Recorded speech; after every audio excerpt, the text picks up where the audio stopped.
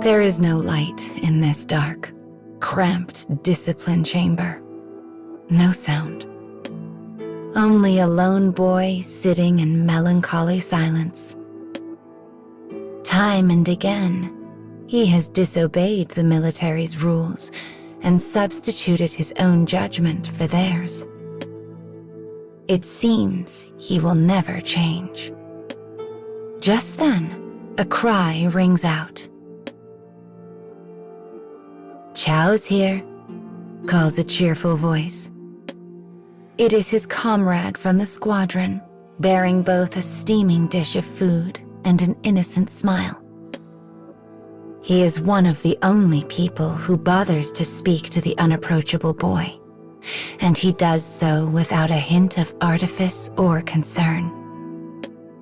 The food-bearing soldier is honest, bright, and beloved by the rest of his squad mates, which is likely why he'd been assigned to monitor the discipline chamber. "Good to see you again," he says. "But golly, I sure hope this war ends soon. In fact, if I had one wish, it would be to bring peace to the entire world." The soldier's eyes glimmer as he talks. The boy responds with an uninterested grunt. What a stupid thing to say, he thinks. This world will never know peace. It's a fool's thought.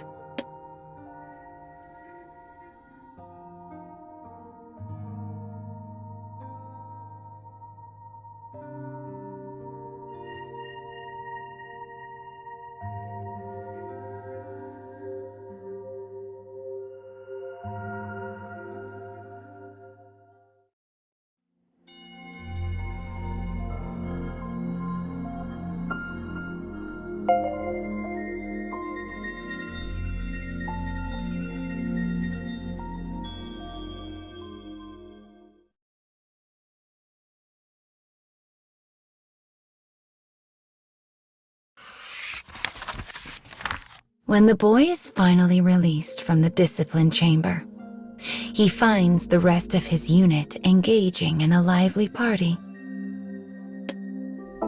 And the cheerful soldier who brought him food is at the center of it all. "All hail our hero," the other men cry. We would expect nothing less from one of his lineage. The squad raises their glasses high and cheers the soldier. He was indeed a hero, for while the boy had run off to enemy territory in search of revenge, he risked his life to save those of his comrades. The soldier looks up and sees the boy staring at him. His smile widens as he begins to wave. The boy's hand waves back of its own accord before the mind behind it snaps back to reality and forces it down. No doubt this moment of weakness is because he is surrounded by such good cheer. His face turns a bright red at the folly of his actions. As he stares, the soldier makes his way through the various circles of conversation and approaches the boy. "Got plenty of food over there," he says, but this kind offer only raises the boy's ire. He is angry to see his comrade praised for saving lives. No, more than angry. He is enraged. "Fighting and dying for someone else is stupid," he hisses. The soldier falls silent. Finally, he manages to give the boy a small, troubled smile.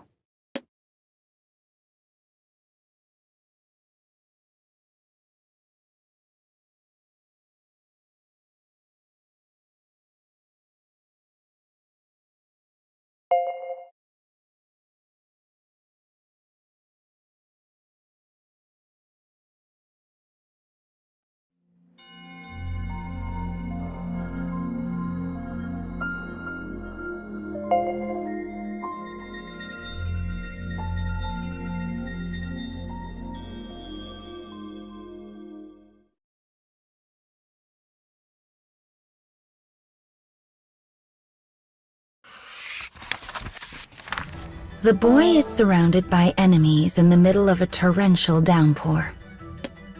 Again, he has abandoned his orders and his squad mates and chosen to attack on his own.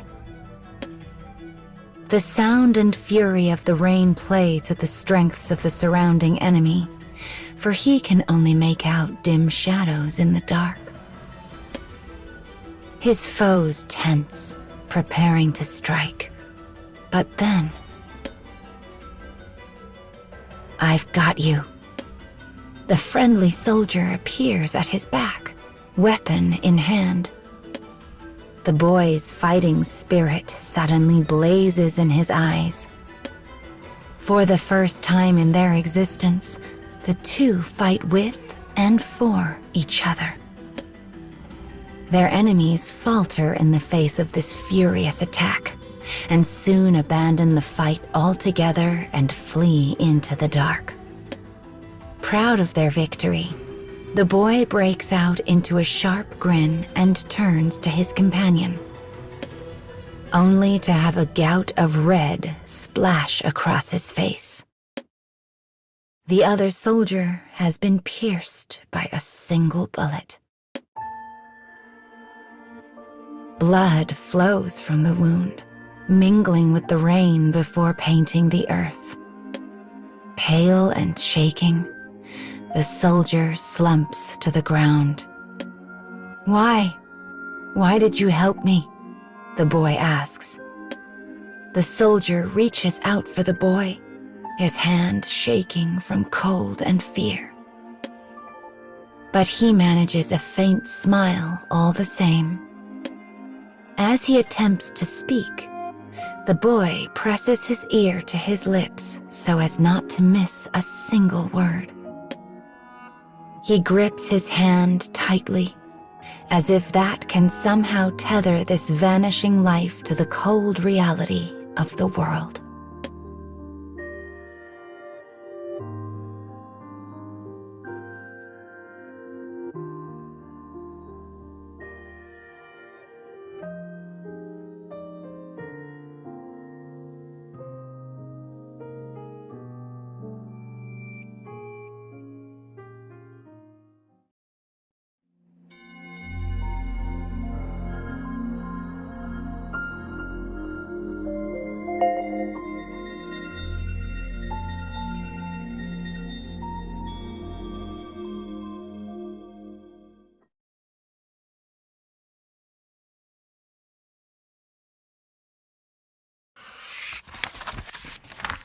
Days have passed since the operation's end. Uncountable people have come to pay their respects to the fallen soldier. Some knelt, many wept, but all spoke of him in the most glowing of terms. I once saw him save a dozen civilians from certain death. He saved my life, as well as my whole squad. He was a hero who lived up to his family's name. But the boy remembers what he said, the last words he ever spoke as his life left him in that falling rain. "I hated fighting. I was always afraid. But I had to live up to my family's expectations." It was a confession of his true self, the one he had kept hidden for so very long. He asked the boy to keep his words a secret. And then, with blood still wet on his lips, he died. Now he can return home a hero. The soldier had such a bright and carefree smile. The boy always thought him a fool, a man who chased ideals that could never become reality. But he, too, had been trapped by the machinations of his family and left to be blown about by the whims of life. Thinking of this, the boy closes his eyes, mourning the soldier as he stands motionless behind his newly dug grave.